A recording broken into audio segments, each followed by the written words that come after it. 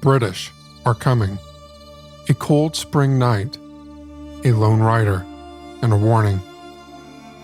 The rider pushed through the darkness of the night, alerting people of the imminent danger that was about to hit them, and stirring them to action just as the colonies were about to fight for independence. This rider was Paul Revere, a folk hero of the American Revolution, but also the founding father of propaganda.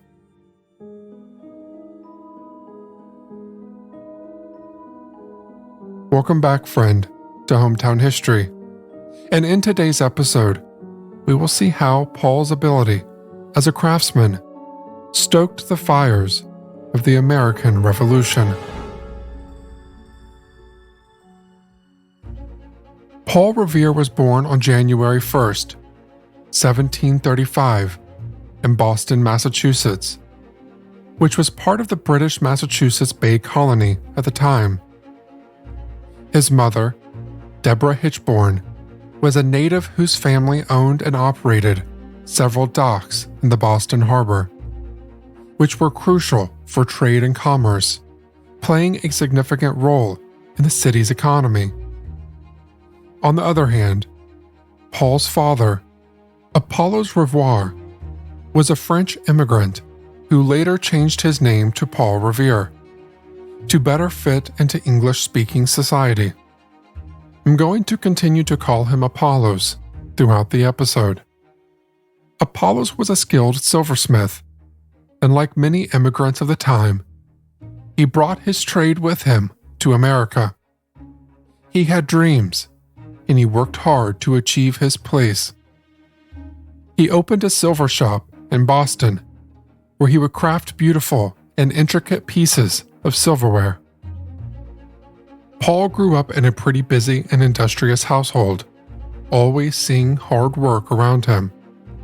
This would later shape his own persistence and determination towards a goal, which are things he is remembered for today. At the age of 6, he began his education in Boston, attending school where he received a basic education. But early on, he realized that formal education was not his primary focus.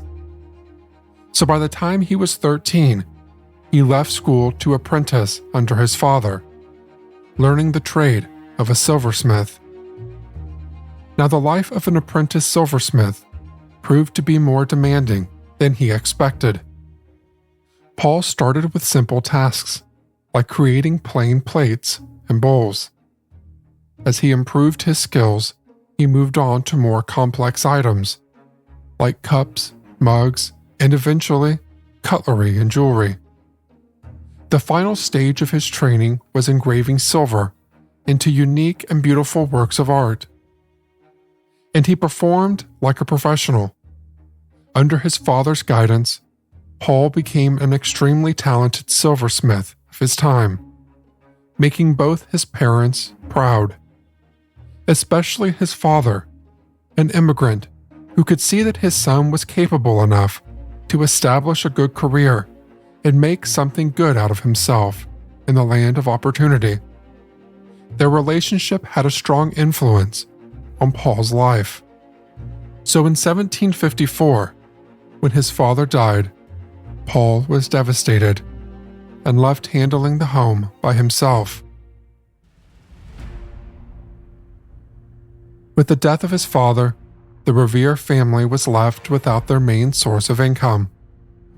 The silver shop, which had been the family's livelihood so far, could not stay open without its owner, even though Paul was a good worker.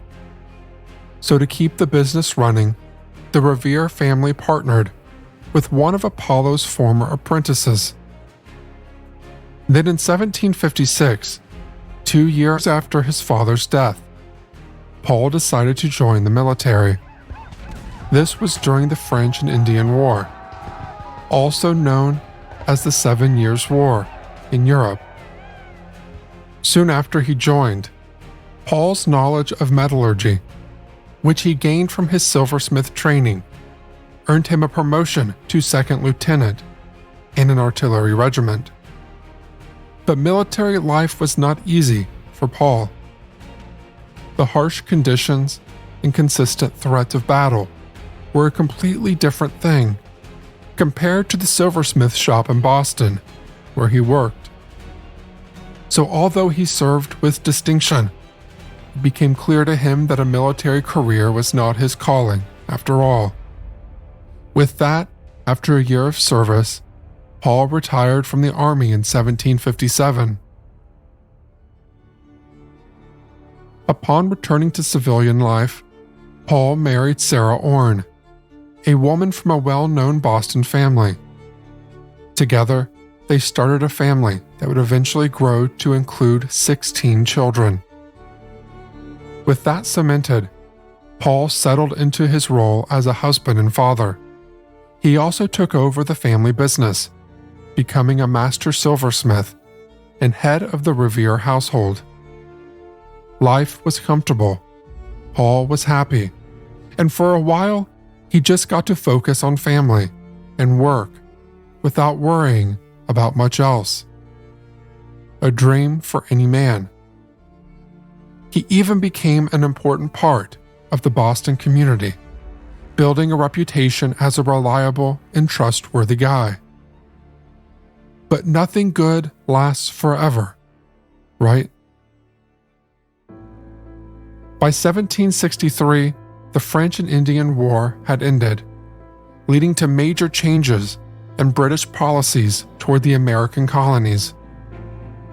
The British government was now in debt from the war and wanted to raise revenue by imposing new taxes on the colonies. One of the first of these taxes was the infamous Stamp Act of 1765. The Stamp Act required that all printed materials in the colonies be produced on stamped paper from London, which obviously carried an additional tax. Now, the Stamp Act was a big problem for Paul Revere and his family. With their involvement in Boston Harbor's shipping industry, they were affected by this tax quite a bit. This act not only increased the cost of doing business, but also represented a new level of control the British government was exerting over the colonies. And that angered many Bostonians, including Paul Revere. As this anti-British sentiment grew, Paul saw many of his fellow Bostonians join the Sons of Liberty, a group dedicated to resisting British rule.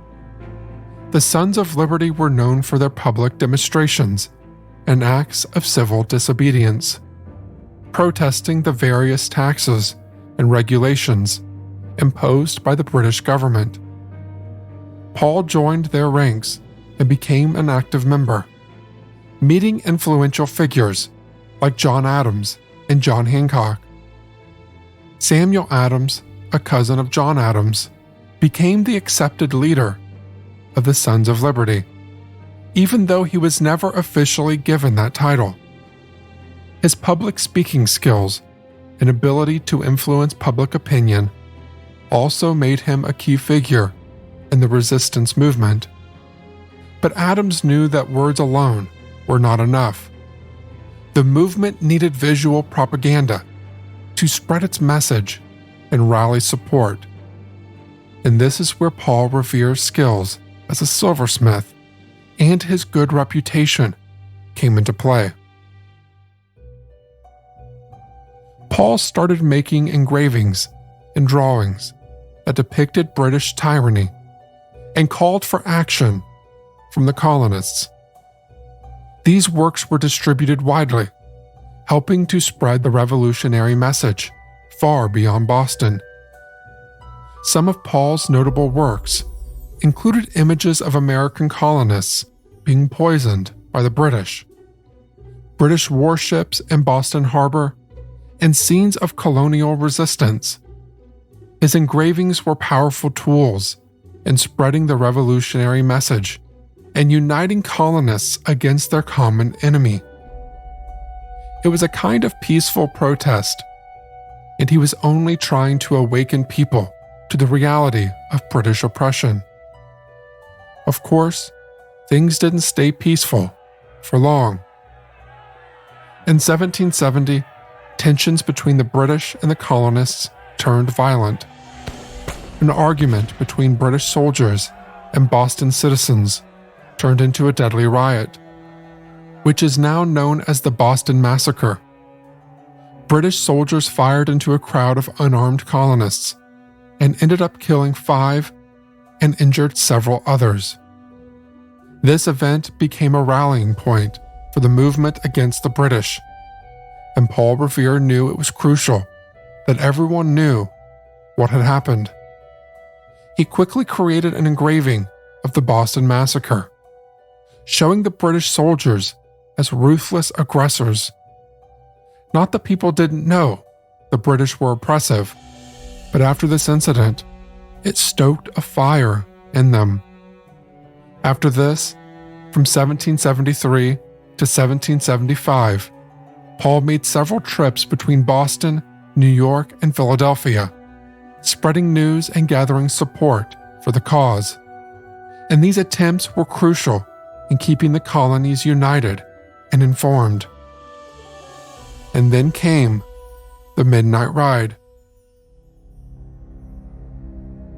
In April 1775, British troops planned to seize colonial gunpowder stored in Concord, Massachusetts.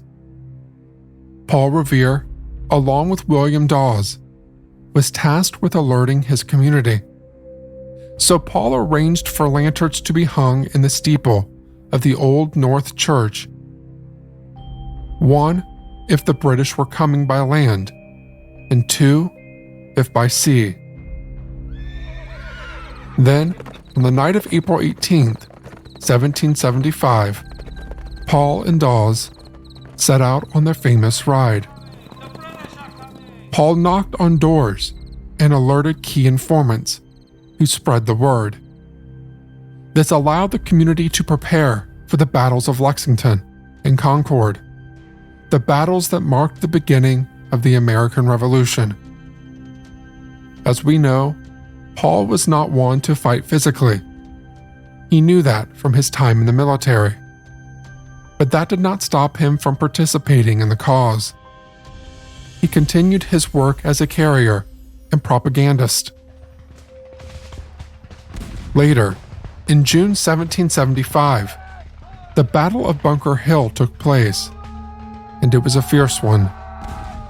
During this, Paul's close friend, General Joseph Warren, was killed, and it was a major loss for the cause.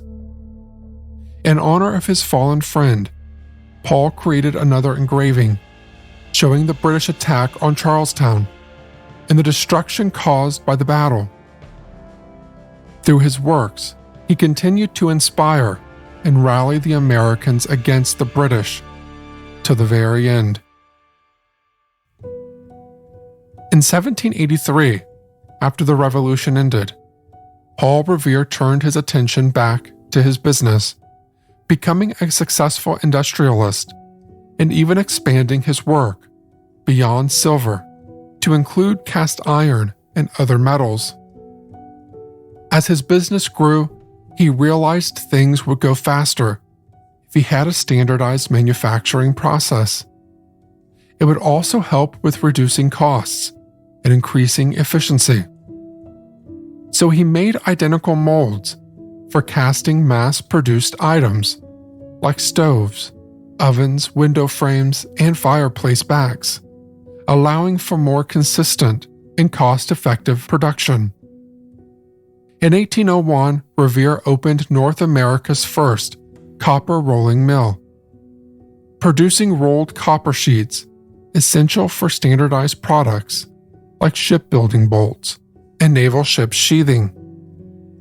His foundry work combined tools and machines, requiring skilled labor, but ensuring consistent output through standardized practices. We can't say all products were always 100% identical to each other, because the technology was still limited. But his systematic production methods laid the foundation for future industrial standardization. His efforts in standardizing manufacturing processes placed him at the forefront of America's early industrialization, helping transition the economy from a craft-based system to a more industrialized one. Seeing his business thrive, he tried to take a step back and get into politics for a while, possibly to relive his glory days during the Revolution. But he quickly realized it wasn't for him, and he returned to commerce and craftsmanship. He lived a long and prosperous life and passed away on May 10th, 1818, at the age of 83. He was buried in the Granary Burying Ground in Boston, a city he served and loved throughout his life. For many years after his death, Paul Revere was largely forgotten by the general public.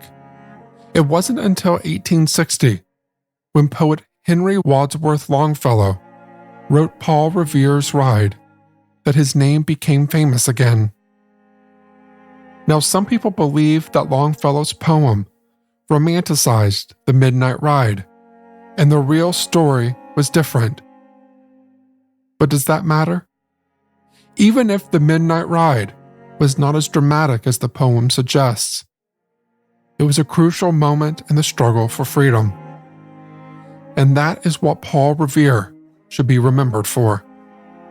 His bravery, his dedication, and his ability to inspire through his art. That's all for today's episode. Thank you for joining me. Be sure to follow along for more intriguing stories from the past.